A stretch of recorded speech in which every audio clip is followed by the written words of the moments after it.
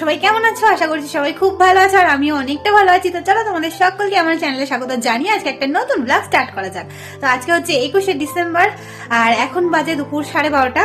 তো এখন থেকেই ব্লগটা স্টার্ট করছি। আর আজকে বাইরে ওয়েদারটা এত বাজে কি বলবো, মানে পুরো মেঘলা হয়ে আছে, বৃষ্টি হচ্ছিল সকালে, তবে এখন হচ্ছে না। আর আজকে হচ্ছে মাম্মামের সেকেন্ড মান্থের ফটোশুট হবে। গতকালকে হওয়ার কথা ছিল, কিন্তু মানে যে দাদা আর কি আসে ফটোশুট করতে উনি বাড়িতে ছিল না, তো ওই জন্য হয়নি। আজকে হবে।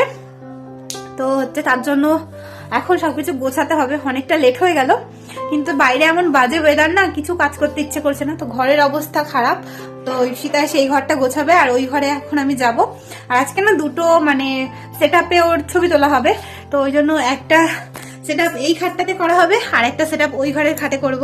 তো আগে এই ঘরটা তো গোছানো নেই, ঈশিতা এসে গোছাবে। ওই ঘরটা মোটামুটি গোছানো, তো ওই ঘরে যাই আগে, একটা করি সেট, তারপরে পরে দেখাচ্ছি তোমাদেরকে। দাঁড়াও। তো এই যে আমি এখানে চলে এসেছি জায়গাটা রেডি করার জন্য। আর আগের দিনের ব্লগে তো তোমরা দেখেইছিলে যে আমি সবকিছু মোটামুটি গুছিয়েই রেখেছিলাম আজকের দিনের জন্য। আর এখন আগের দিন টেডি থেকে যে তুলোগুলো বের করেছিলাম, সেই তুলোটাকেই আমি এইখানে ভালো করে আর্ট পেপারের ওপরে বিছিয়ে নিচ্ছি ব্যাকগ্রাউন্ডটা বানানোর জন্য। তো চলো ঝটপট করে এখন কাজটা শেষ করা যাক। তো এই যে এখন বেরিয়েছি, যাচ্ছি একটু পাশে একটা বৌদিদের বাড়িতে। যাবো হচ্ছে কটা পাতা আনতে, ঝাউ পাতা।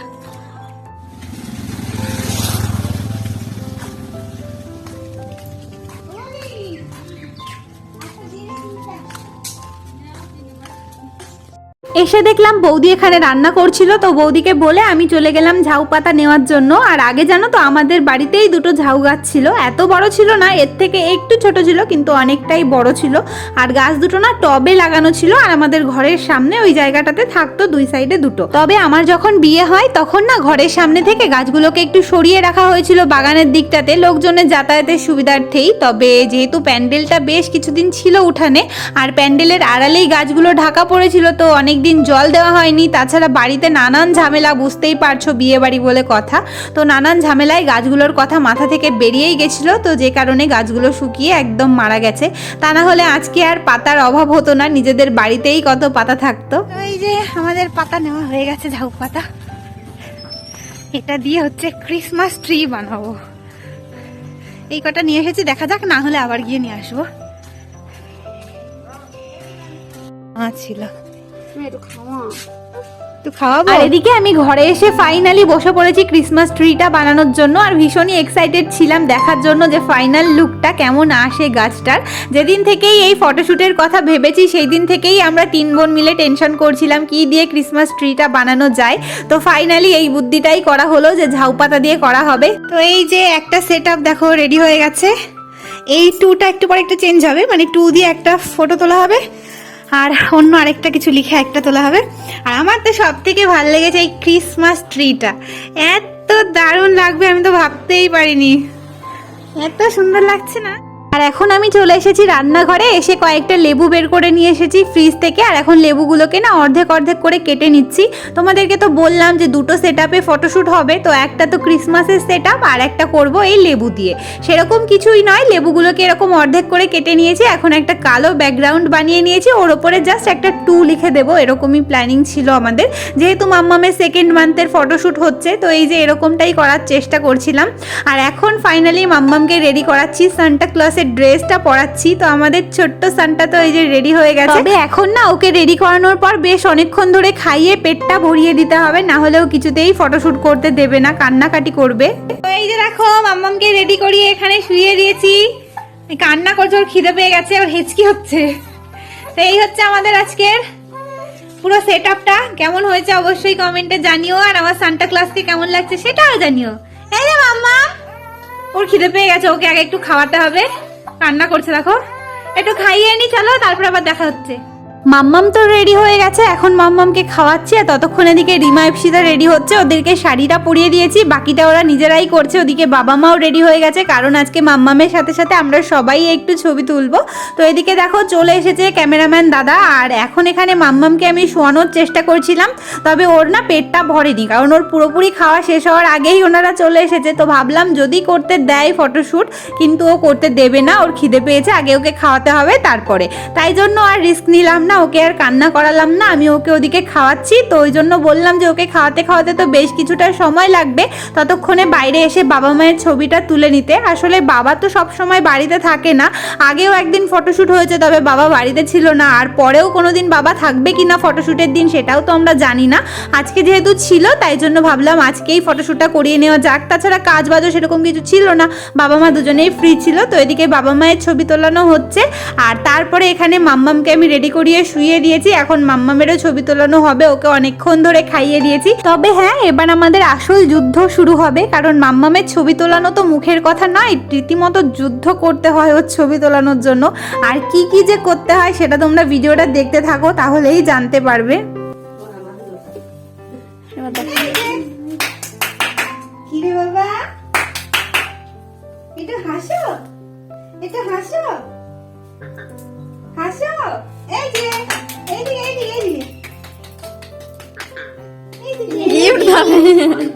এইদিকে গোটাই নিয়ে আসি।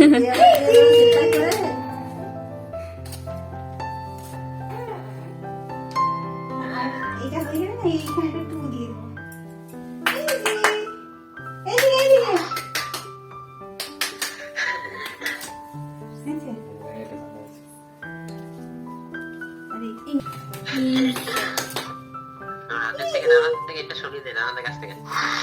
ওই গাছে তো ধরার চেষ্টা করছি।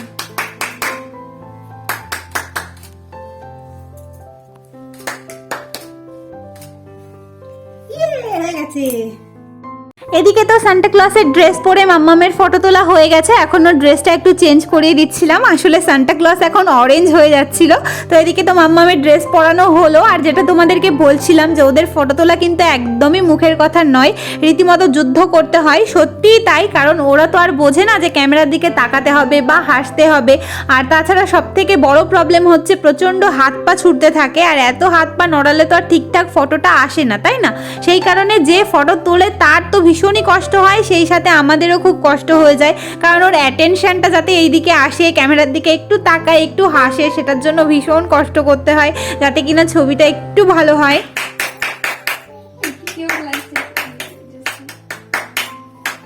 জামা দেয় গোটাই আর ওটাই শিখেছে, গোটানো শিখছে।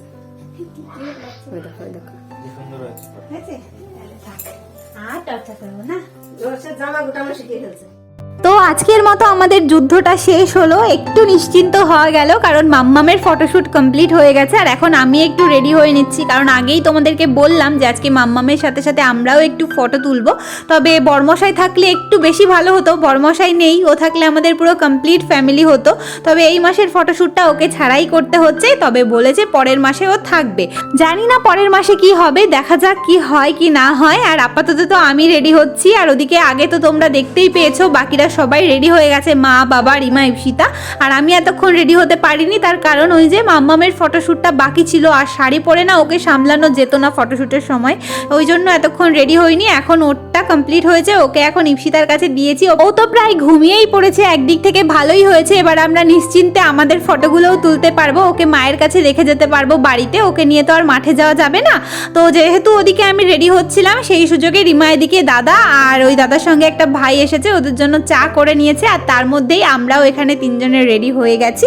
তো কমেন্টে জানিও আমাদেরকে কেমন লাগছে। এবার চলো ঝটপট করে বাইরে যাওয়া যাক, কারণ অলরেডি সন্ধে হতেই চললো। এমনিতেই আজকে সকাল থেকে মেঘলা ওয়েদার, তার উপরে আবার সন্ধে হতে চললো, লাইট তো নেই বললেই চলে। জানি না কেমন হবে ফটোগুলো, হয়তো আরেকটু আগে তোলা গেলে ফটোগুলো আরেকটু ভালো হতো, কিন্তু কি আর করা যাবে বলো। ওদিকে মাম্মামের কাজটাও ভীষণ জরুরি ছিল, আমরা তো তবুও বা যখন বলবে তখন ছবি তুলতে পারবো, কিন্তু মাম্মামেরটা তো আর আমাদের ইচ্ছেতে হয় না, ওর ইচ্ছে মতো করতে হয়, ও তো বোঝেও না, ওই জন্য ওরটা আগে করলাম। এবারে আমরা মাঠে এসেছি, তো মোটামুটি হয়েছে ছবিগুলো, কেমন হয়েছে তোমাদেরকে আমি লাস্টে ভিডিওর সাথে অ্যাড করে দেবো, দেখে নিও।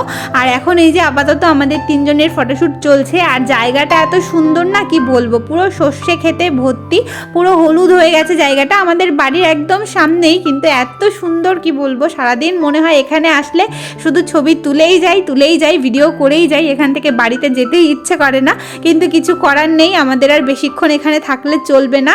আমাদের তিনজনের তো একসঙ্গে ফটোশ্যুট হলো, এখন রিমার কয়েকটা সিঙ্গেল ছবি তোলা হচ্ছে, ইপসিতারও হয়েছে, আমারও হয়েছে।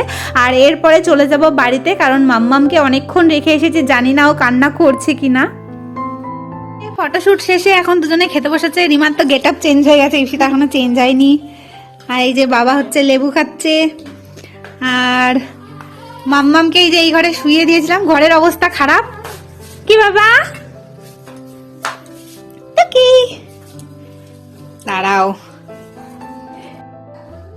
মাম্মাম উঠে গেছে, দুপুর থেকে খাওয়া হয়নি, এত খিদে পেয়ে গেছে কি বলবো। তো মা জিলিপি নিয়ে এসেছে, কথা বলতে পারছি না, একটা জিলিপি খেলাম।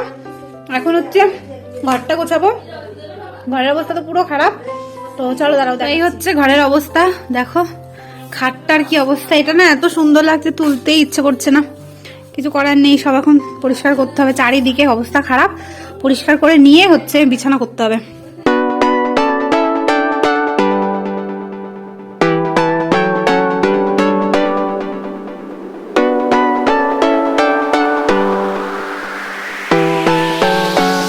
সেই পিঠে বানাচ্ছে তখন থেকে, কিন্তু আমি এখনো যেতে পারিনি, কারণ হচ্ছে মাম্মামকে খাওয়াচ্ছিলাম। তো ওকে এখন ঘুম পাড়িয়ে দিয়েছি, ওই যে রিমা রয়েছে ওর কাছে। আর এখন আমি যাব পিঠে খেতে। আর আজকে দুপুরের তো খাওয়াই হলো না, অল্প কটা ভাত রিমা শুধু খাইয়ে দিয়েছে। আর এখন ভীষণ খিদে পেয়ে গেছে, তো যাই পিঠে খেয়ে আসি। আর চোখ মুখের কি অবস্থা, এখান থেকে কাজল লাগিয়েছিলাম, এমনিতেই চোখের নিচটা কালো হয়ে গেছে, এখন আরোই কালো দেখাচ্ছে। আর ঘরটারও সেরকম গুছাইনি, মোটামুটি গুছিয়েছি, আর এনার্জি নেই, কালকে গুছানো যাবে। এখন যাই, আপাতত পিঠে খেয়ে আসি। এবনু সব খেয়ে নিলি নাকি একা একা? বাপটা আসলে বানিয়ে দিও। আজকে তো দারুণ হচ্ছে গো পিঠেগুলো, ওমা সে আগের মতো হচ্ছে, ফুলকো ফুলকো, কি দারুণ। জানো তো মা যে আজকে সন্ধেবেলায় পিঠে বানাবে সেটা আমাদের সকাল থেকে বলেইনি, শুধুমাত্র রিমা জানতো, আমি আর ইপসিতা জানতাম না। আমাদেরকে সারপ্রাইজ দেবে ভেবেছিল দুজনে মিলে। তো এদিকে তো যথারীতি এসে দেখলাম পিঠে অনেকগুলো বানানো হয়েও গেছে, আর এগুলোকে এখন দুধের মধ্যে ভেজাতেও দেওয়া হচ্ছে। আর আমাদের জন্য কিছুটা রাখা হয়েছে শুকনো পিঠে, আর এদিকে চিকেনটাও রান্না হয়ে গেছে। এখন শুকনো পিঠের সঙ্গে চিকেন খাবো, এই কম্বোটা না আমার সব থেকে বেশি ভালো লাগে। ওই দুধে ভেজানো পিঠেটাও ভালো লাগে, কিন্তু এইটা খেতে একটু বেশি পছন্দ করি আমরা, যে কারণে যখনই পিঠে বানানো হয় গরম গরম আগে মাংস দিয়ে আমরা খেয়ে নিই, তারপরে গিয়ে ওই দুধে ভেজানো পিঠেটা খাই। পিঠেও যেমন ভালো, মাংসও সেরকম টেস্টি, মানে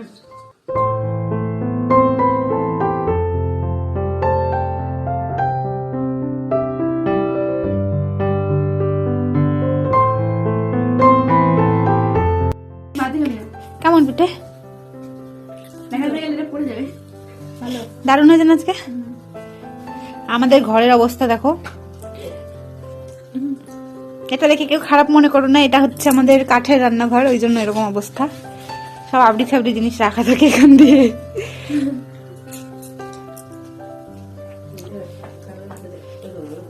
এই যে এখন আমরা যাচ্ছি ছাদে, আস্তে খুলিস, মাম্মাম ঘুমায়।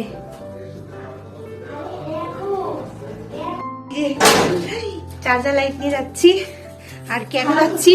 থালা খুঁজতে। কতগুলো প্লেট খুঁজে পাওয়া যাচ্ছে না, এবং লাইটটা ধর, কতগুলো প্লেট খুঁজে পাওয়া যাচ্ছে না, ঘরের কোথাও নেই। তো আমাদের ওপরে একটা ঘর আছে, আর মা না সব এক্সট্রা জিনিসপত্রগুলো ওই ঘরে এনে রাখে। তো মা তো বলছে মা নাকি রাখেনি, বাবা কি ঠান্ডা, কিন্তু ঘরে কোথাও খুঁজে পাচ্ছি না। আমার মনে হয় ওই ঘরেই পাবো, তো গিয়ে দেখা যাক পাওয়া যায় কিনা, জানি না।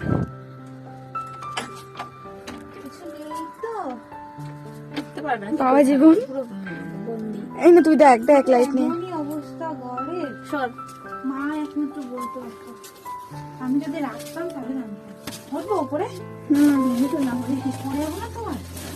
এই লাইটটা ধর না, খেয়ে যা ওজন উঠছে আমার। কোপ দিলে দেবে। আরে আমার মেয়ে আছে একটা, হসপিটালে নিয়ে যাবো, ঠিক হয়ে যাবে। আর ঢুকতে পারে না কোথাও, যেতে চারদিকে কোনো ফাঁকা নেই তো, যেটুকু টাইম থাকে।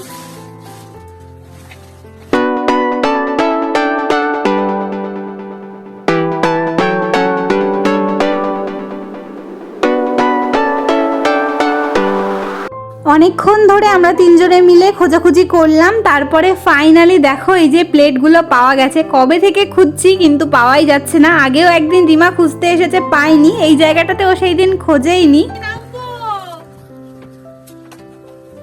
আমি আগের দিন সেদিন খুঁজতে আসলাম, হ্যাঁ সেদিন আমি খুঁজে বেড়াবো, ওদিন আমি দেখি না জানি সেদিন মা খোঁজা আমার ওরকমের ভরসা আজকেও বাঁচালে তুমি পেতে না, যার জন্য আমি আসলাম। জীবনে তো কোনো জিনিস আমি ভালো খাটে তোর মতো খাটের উপরে শুধু খুঁজলাম। আজকে তোর মতো রেখেই বেরোলো বুদ্ধিটা।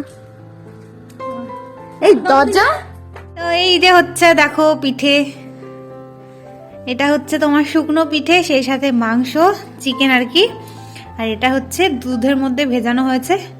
তো দুটোই ভালো লাগে খেতে, কিন্তু এইটা একটু বেশি ভালো লাগে আমার মাংসর সঙ্গে। আর চলো দেখি এটা কেমন হয়েছে, যদিও এখনো খুব একটা ভেজেনি, সবে মাত্র দেওয়া হয়েছে তো দুধের মধ্যে, সকালবেলায় ভালো হবে। তোমাদেরকে বললাম না পিঠেগুলো এই মাত্রই ভেজানো হয়েছে দুধের মধ্যে, ওই কারণে না অতটা ভেজেনি, একটু শক্ত রয়েছে, কিন্তু তবুও খেতে কিন্তু দারুণ লাগছে। তবে হ্যাঁ, এতগুলো পিঠে কিন্তু আমি মোটেই খাবো না, এখান থেকে একটা পিঠেই খাবো, বাকিটা খাবে বাবা। এখন হচ্ছে এই টেরিটার ব্যবস্থা করা হবে, খাওয়া দাওয়া সব কমপ্লিট হয়ে গেছে। জীবন ফিরিয়ে দাও। হ্যাঁ, ওর জীবন ফিরিয়ে দেওয়া হবে। এই তুলোগুলো তো বের করা হয়েছিল, জানি ও ঠিকঠাক করে ঢোকাতে পারবো তো, দেখা যাক। আগে মাথায় খুপড়ির ভেতরে ঢুকবো। খুপড়ি। এটা গুছিয়ে দিই। এই একটু পড়ে গেল।